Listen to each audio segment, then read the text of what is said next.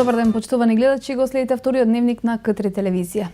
Жителите од улицата Јован Јовановиќ Змај, која се наоѓа во населбата Перо Чичо, се жалат од локалната власт и бараат да им се асфалтира улицата, која е долга 150 метри.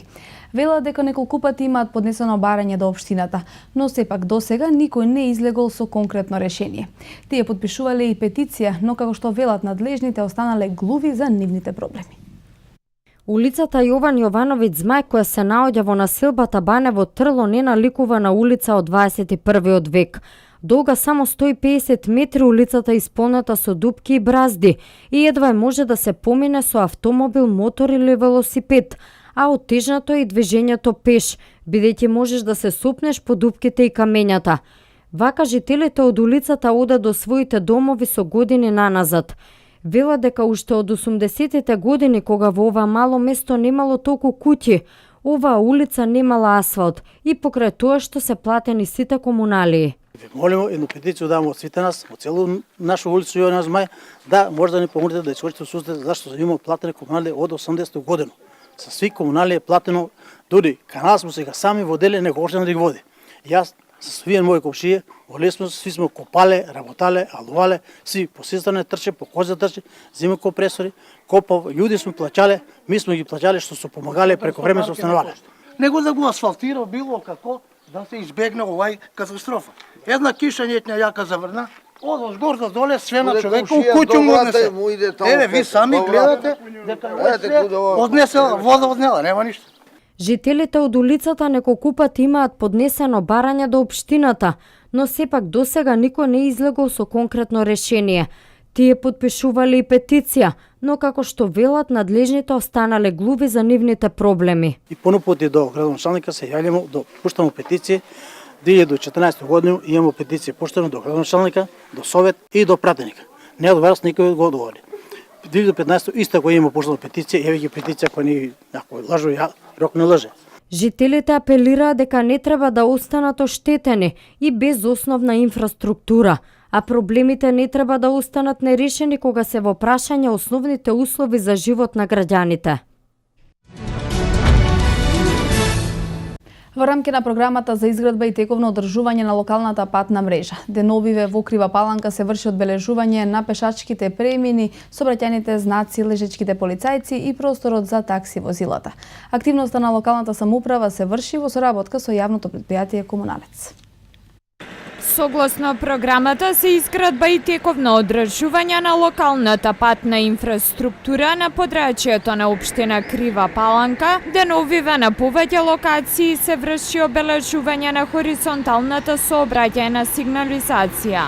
Со свежа боја се обновуваат пешачките премини, лежачките полицајци, сообраќајните знаци и паркинг просторот за такси возилата. За активноста се ангажирани вработени од јавното предпријатие Комуналец. Да, тоа е тековни активности во рамки на програмата за изградба и одржување на локална патна инфраструктура.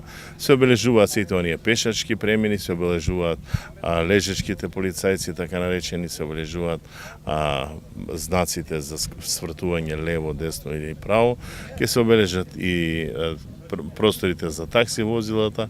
Во одреден период кога ќе тие избледат, кога ќе нема да бидат видливи, општината пристапува кон обележување заедно со јавното предпријатие Комуналец. Сметам дека оваа активност добро ја вршиме како локална власт заедно со Комуналец и така да еве граѓаните може да приматат дека имаме нови обележувања во општина Крива Паланка. Одбележувањето на хоризонталната патна сигнализација е со цел поголема безбедност во сообраќајот како на главната, така и на споредните улици во градот. По мирниот период од неколку недели во текот на вчерашниот ден се регистрирани неколку кривични дела во Кумановската полиција. 2 момчиња ноќеска биле физички нападнати од 5 лица додека седеле во ресторан на плоштадот Маршал Тито. Како што соопшти полицијата, настанот се случил по полноќ, кога 5 лица дошли и почнале да ги удираат 2 момчиња со бейсбол палки по глава и тело и им нанеле видливи повреди.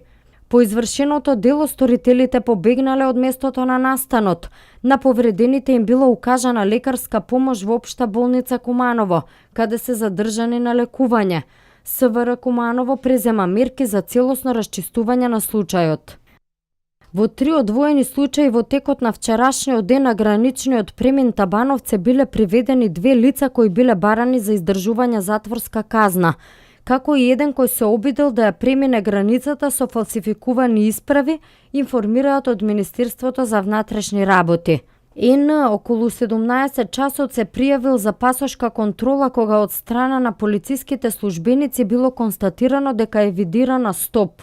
Листа за издржување казна затвор во траење од 1 месец и 10 дена за сторено кривично дело за грозување на безбедноста на сообраќајот. Истиот бил лишен од слобода и во 17:15 часот со потврда за предавање на лице предаден на полициски службеници од СВР Куманово за понатамошна постапка. 1 час подоцна МШ од Република Србија се обидела да ја премине пасошната контрола, но било констатирано дека и тој е видирана стоп листа за издржување казна затвор во траење од 1 година, поради сторено кривично дело тешка кражба. Истата е лишена од слобода и во 18:55 часот со потврда за предавање на лице е предадена на полициски службеници од СВР Куманово за понатамошна постапка. Третиот случај е регистриран рано утринава околу 2 часот, кога поради сомнение за фалсификување патна исправа приведен е ТО од Република Албанија. Во 3:30 часот истиот е донесен во полициска станица Куманово за понатамошна постапка. Со продолжување на оперативниот план за вработување 2016 на владата и на Агенцијата за вработување, од јуни до јули годинава реализирани се околу 10 вработувања на лица од териториите на општина Крива Паланка и општина Ранковце.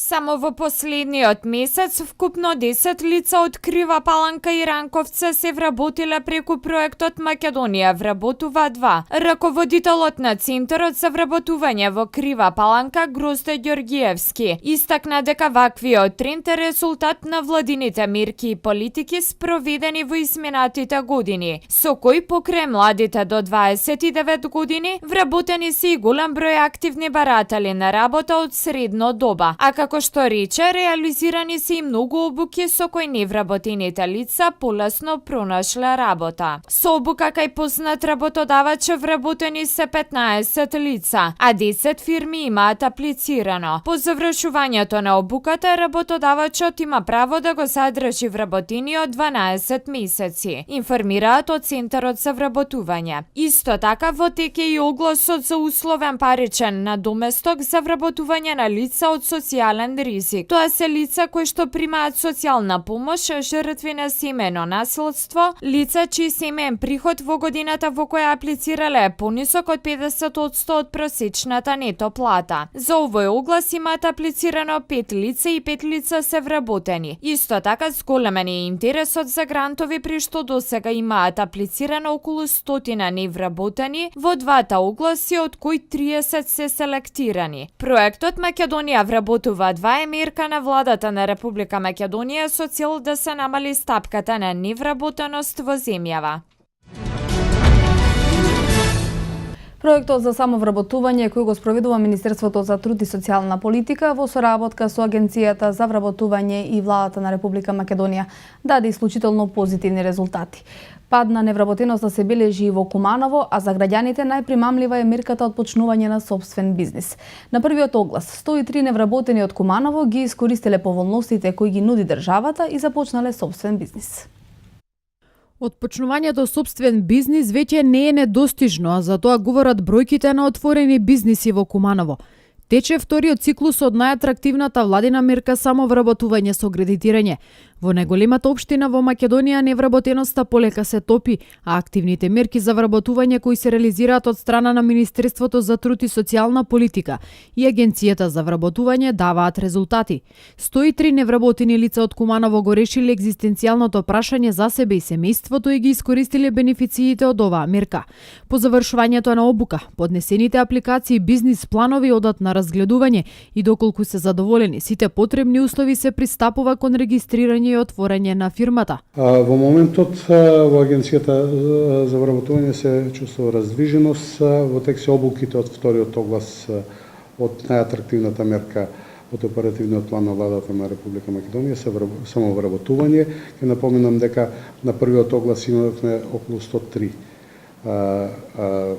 апликации, значи обуките се спроведени. Сега одиме со вториот оглас, се спроведуваат обуките, тука имаме околу 63 обуки. Потоа одат на еволуација во Скопје, заедно со UNDP, во партнерство ја работиме оваа мерка и потоа оформуваме фирми и започнуваме со работа. Анита Димевска веќе 10 години успешен фризер и љубовта кон оваа професија ја претворила во собствен бизнис благодарение на мерката самовработување. За да започне свој бизнис ја искористила програмата од Бирото за вработување. Зела кредит со грејс период од 1 година. Бидејќи условите за враќање биле многу поволни со мала камата, таа успева да ги врати парите, но и да продолжи по патот на усовршување и надоградување со својата работа. Почнав со кредит на вработување од Биро земав, тогаш беше со враќање и со гратис период 1 година ги вратив тие пари и потоа продолжив сама да работам и да се проширувам. Прво беше фризерски салон, па сега и козметички салон и се понатаму мислам дека ќе се проширам во мојата работа. Вториот оглас е продолжен се до исполнување на квотата од 920 грантови на републичко ниво. Преку двата модела, самовработување со кредитирање и самовработување со кредитирање за млади лица до 29 години. Сите заинтересирани невработени лица може да добијат од 3000 до 5000 евра за да започнат собствен бизнис.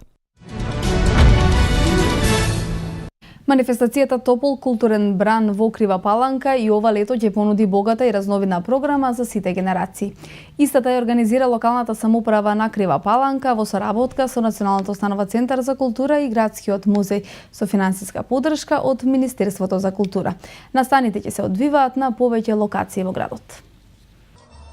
Манифестацијата Топол културен бран во Крива Паланка започна со целовечерен концерт на градскиот плоштад на културно-уметничкото друштво Фолклористи, а ќе продолжи во предстојните денови од месец јули како и во текот на месец август. И годинава манифестацијата ја организира локалната самоуправа на Крива Паланка во соработка со Националната установа Центар за култура и Градскиот музеј со финансиска поддршка од Министерството за култура, а настаните ќе се одвиваат на повеќе локации низ градот. Јас ќе искористам оваа прилика и да искажам една голема благодарност до Министерството за култура за помошта која ни ја пружа за реализација на овој проект.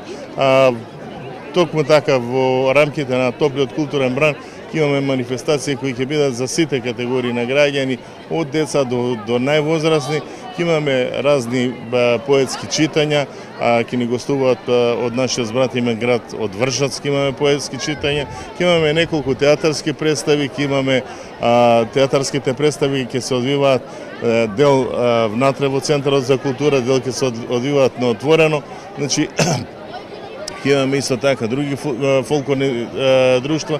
Еве јас ќе искористам оваа прилика да ги повикам сите сограѓани, сите оние гости кои ќе дојдат во Крива Паланка да присуствуваат. Предстојната среда на 27 јули во манастирот Свети Јоаким Осоговски традиционално ќе се одржи поетската вечер Лирски треперења, на која освен членовите од Кривопаланечкиот литературен клуб учество ќе земат и поети и поетиси од Вршац, соседна Србија, и од Дупница, соседна Бугарија. Во петок на 29 јули на програмата е драмската представа Нисе Кладина Енглеси во изведба на општинската установа Дом на култура Свети Никола. Топлиот културен бран во месец август продолжува со монодрама во изведба на Петар Темилковски, гостување на актери од Емир Капија и од театарот Скрапи утеха, ретроспективна изложба на фотографот Ѓорѓе Костовски и традиционално меѓународниот фолклорен фестивал Свети Јоаким Осоговски. Топлиот културен бран во општина Кратово во месец август ќе продолжи со поетското читање Парче душа. Во рамките на Топол културен празник во текот на месец август реализираме уште еден настан, тоа е поетска вечер, односно проектот насловен како Парче душа, кој што се состои од интерпретирање на поезијата на Блаже Конески, нашиот македонски поет, во интерпретација на акторот Љупчо Тодоровски УПА, и со тој настан го заокружуваме топлото културно лето. Најстариот град во земјава и на Балканот, Кратово, и ова летна сезона е атрактивна туристичка дестинација за бројни домашни и странски туристи. Културно-историските споменици, како и богатата културна понуда, привлекуваат туристи од сите меридијани на земјата, сметаат туристичките работници. Интересот за Кратово како туристичка дестинација и ова лето е на завидно ниво. Древното Кратово нуди богати аспекти од културниот туризам, но и голем потенцијал за развој на планинскиот, алтернативниот и руралниот туризам. Навистина Кратово како една туристичка дестинација има многу што да понуди, има огромен потенцијал, особено од аспект на културен туризам. Иако културниот туризам можеме да го комбинираме тука и со други видови на туризам, како планинскиот туризам, алтернативен туризам, рурален туризам и така натаму. И многу интересно тоа што Кратово, да кажам, допрва станува посакувана туристичка дестинација, на некој начин сега ја откриваат поголемиот број и од домашни, но и од странски туристи. Посебно радува фактот што се поголем е бројот на домашни туристи, пред се од Скопје и регионот, кои го посетуваат и ги откриваат убавините на Кратово, смета туристичкиот водич Лида Стојановска. Имаме и домашни, имаме и странски. Јас сум забележала еден голем пораст исто и на македонските туристи, особено на луѓето кои што се од главниот град, бидејќи навистина им е блиску, а голем дел претходно нема навистина чуено многу за градот и не сакаат да дојдат. А сега малку со поголема реклама направивме да ги предизвикаме да ги видат убавините што ги нуди овој град. Најчести се туристите од соседните и европските земји, но не се исклучок ниту туристите од преку океанот. Од странските туристи најмногу доаѓаат полците, исто доаѓаат многу, затоа што и амбасадорот на Полска беше тука и нему и неговото семејство навистина им е драг овој град и тие имаат навистина позитивни коментари. Не знам дали се должи на нивното залагање или онака полците навистина го обожаваат овој град.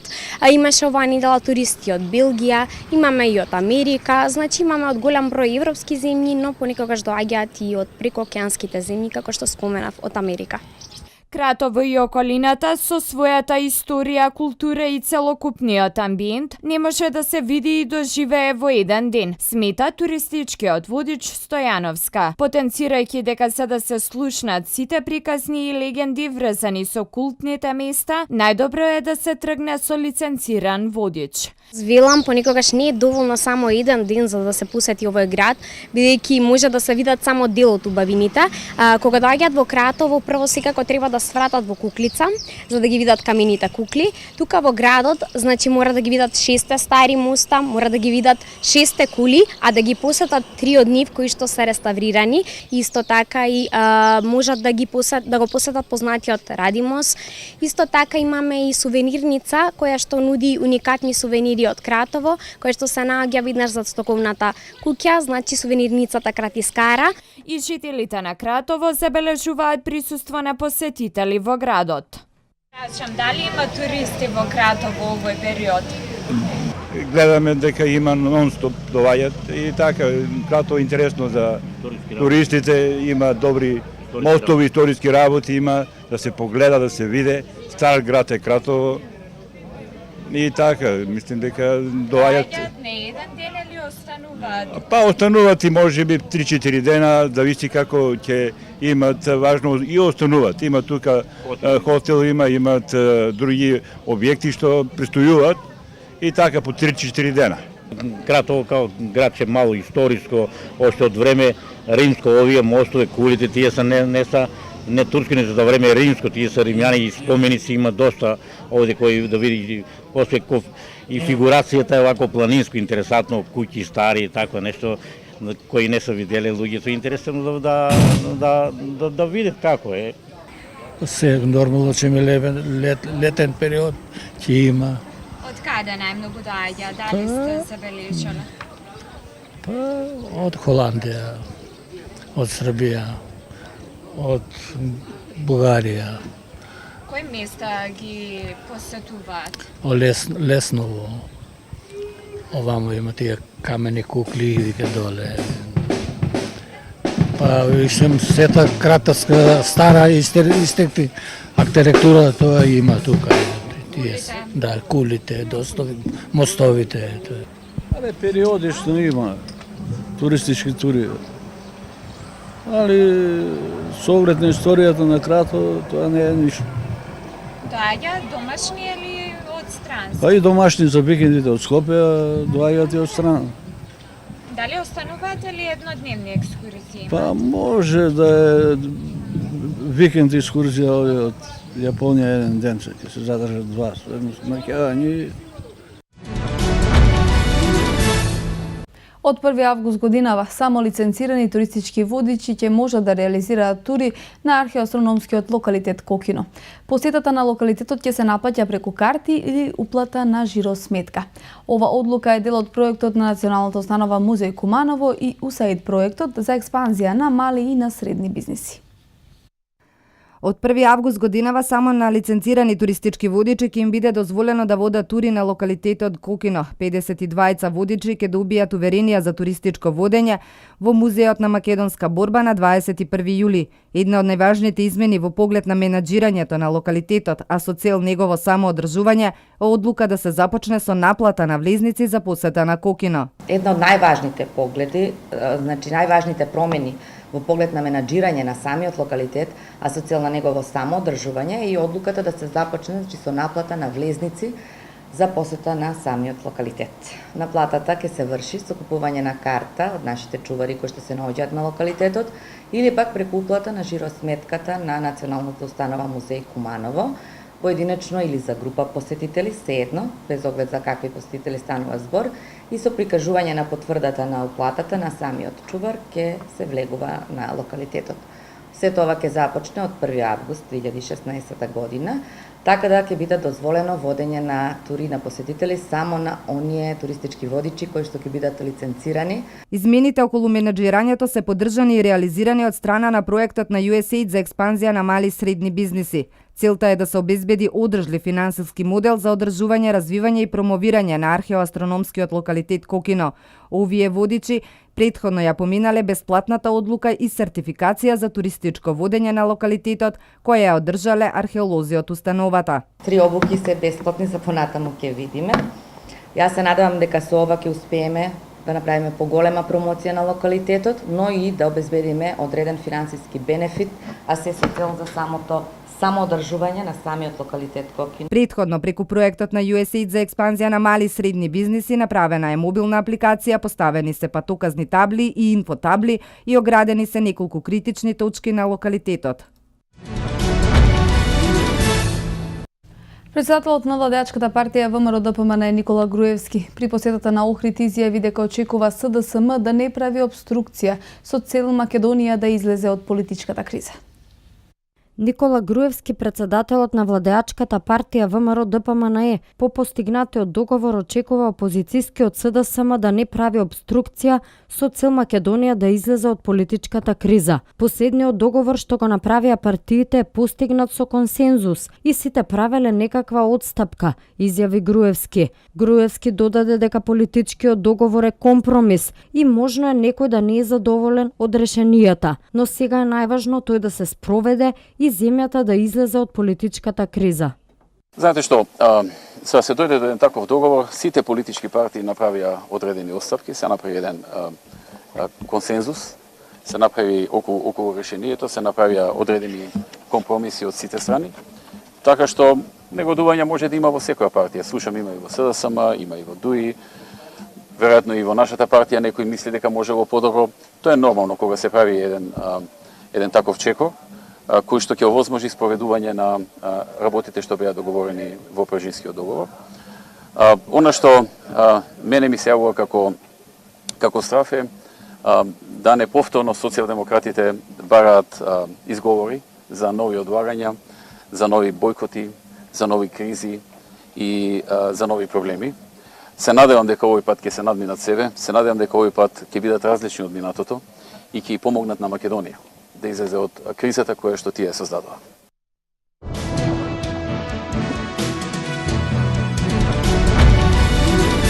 Во Авганистан е прогласен ден на жалост за жртвите во Кабул. Во самоубиствен напад на контролен пункт во северен Багдад утрово се убиени најмалку 12 луѓе.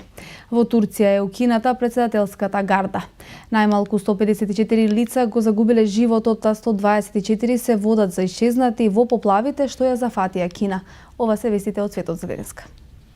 Во Авганистан е прогласен ден на жалост за жртвите од вчерашниот самоубиствен бомбашки напад во Кабул. Во нападот на мирниот протест на малцинството Хазара загинаа над 80 лица, а 123 беа повредени. Протестите беа организирани против менувањето на рутата на мултимилионскиот енергетски проект. Милитантната група Исламска држава ја превзеде одговорноста за нападот. Во самоубиствен напад на контролен пункт во северен Багдад утрово се убиени најмалку 12 луѓе, јавуваат ирачки официјални лица. Според официјален представник на полицијата, бомбашот самоубиец кој одел пеш го активирал експлозивот на еден од влезовите во шиитската населба Академија, а загинати се 10 цивили и 20 полицајци, додека 20 лица се повредени. Медицинските извори го потврдиле бројот на загинати. До сега никој не ја призеде одговорноста за нападот, иако подсетува на екстремистичката група Исламска држава, бидејќи нивна најчеста мета се безбедносните сили и јавните места.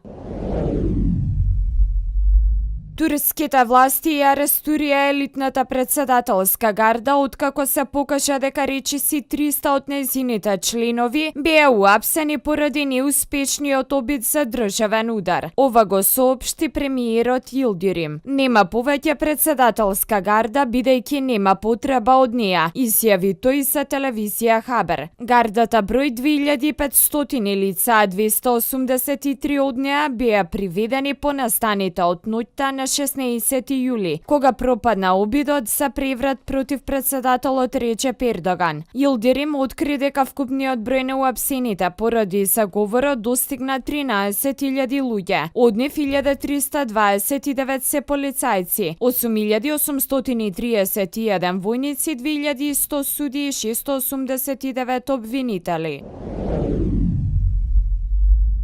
Најмалку 154 лица го загубиле животот, а 124 се водат за исчезнати во поплавите што ја зафатија Кина. Најтешко е погодена северната провинција Хебеи, каде загинаа 114 лица. Во оваа провинција се евакуирани повеќе од 300.000 лица, а десетици илјади куќи се оштетени или уништени. Само во градот Јанмен во истата провинција има околу 250.000 блокирани лица. Податоците на локалните власти покажуваат дека поплавите во целина зафатиле над 680.000 жители на провинцијата. Целосно или делумно под вода се 10 села.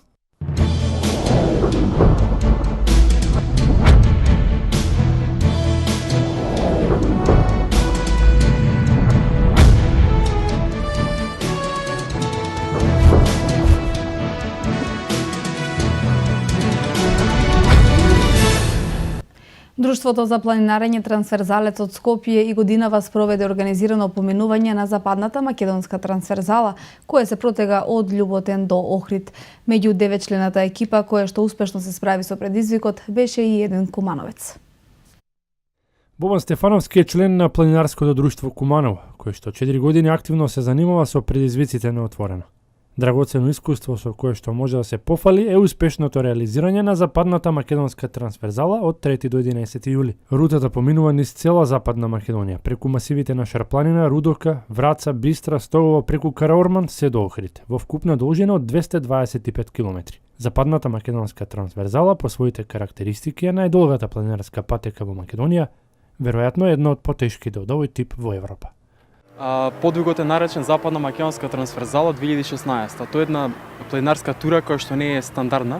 Трае 10 дена и е во должина од 250 км и се протега низ цела Западна Македонија.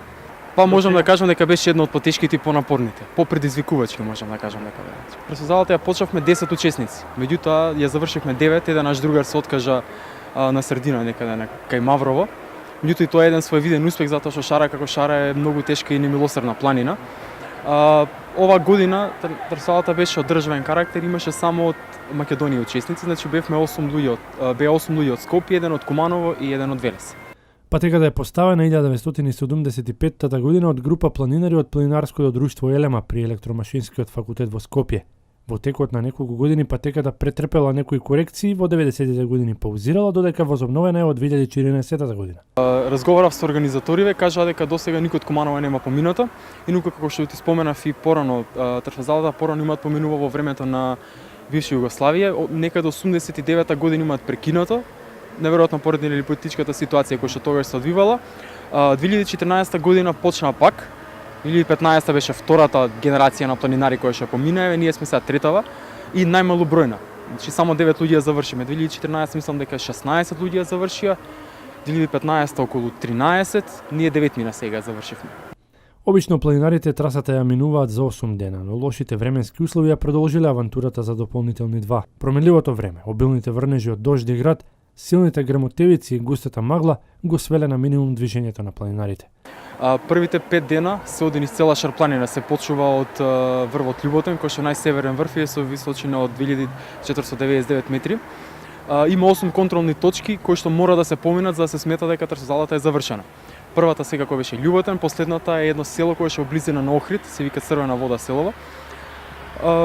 Интензивно се одеше од 10 до 12 часа на ден. Просек 30 километри, со тоа што ние бевме малку баксози, имавме многу лошо време вториот, третиот и четвртиот ден, каде што движењето ни беше минимализирано на многу помалку од дневната норма, така да што мораше наредните денови да надокнадиме за тоа и имаше потреба да ја продолжиме од еден дополнителен ден. Значи не ја завршивме за 9 дена, туку за 10 дена. Оваа планинарска трансверзала е сплет на природните убавини и културно-историски знаменитости на Македонија. Во текот на планинарењето учесниците немале непријатни случаи, сретнале диви кози, неколку видови на змии и еднаш имале средба со овчарски кучиња кои се познати како чувари на планината.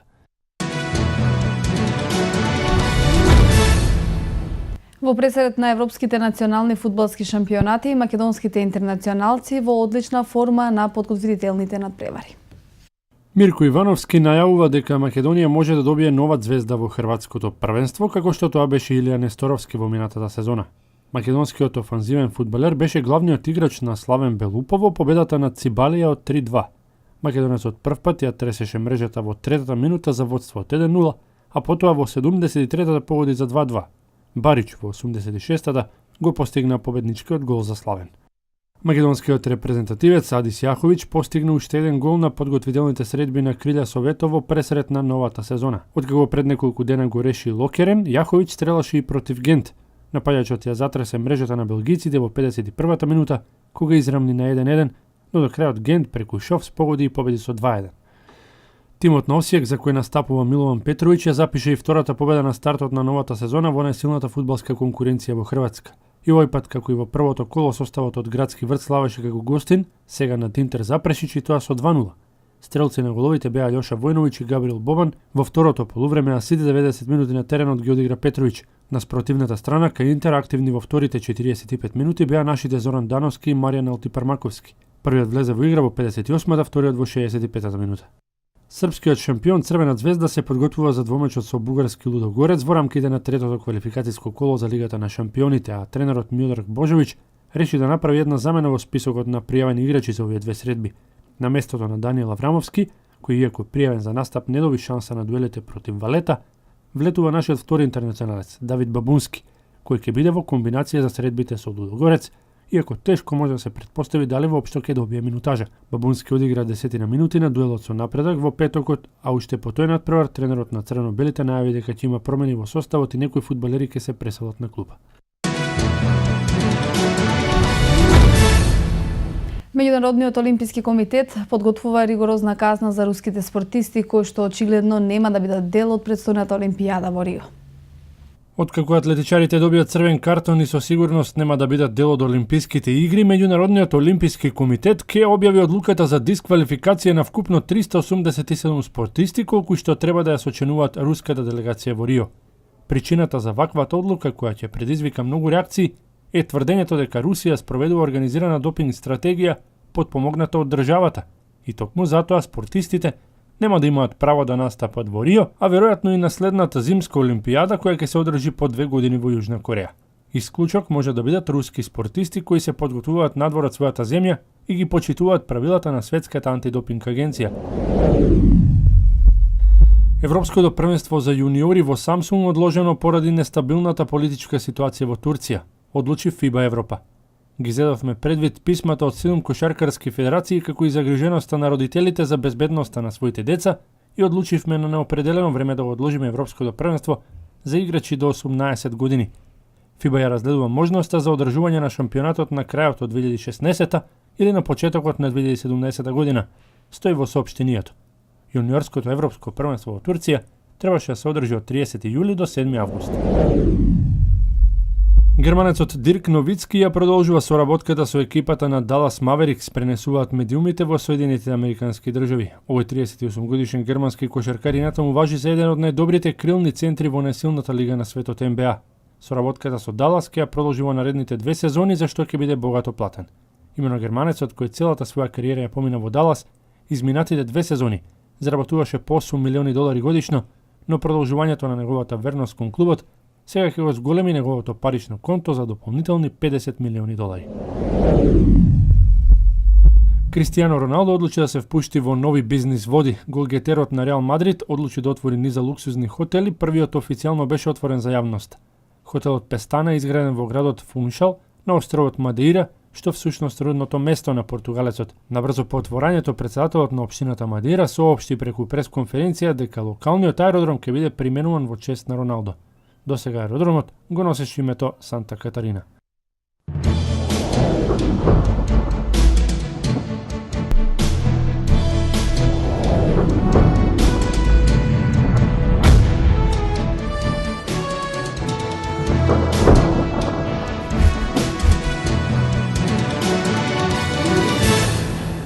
Времето во Македонија денеска сончево и топло со мала до умерена облачност и слаб до умерен северен ветер. Да погледнеме метео за североистокот.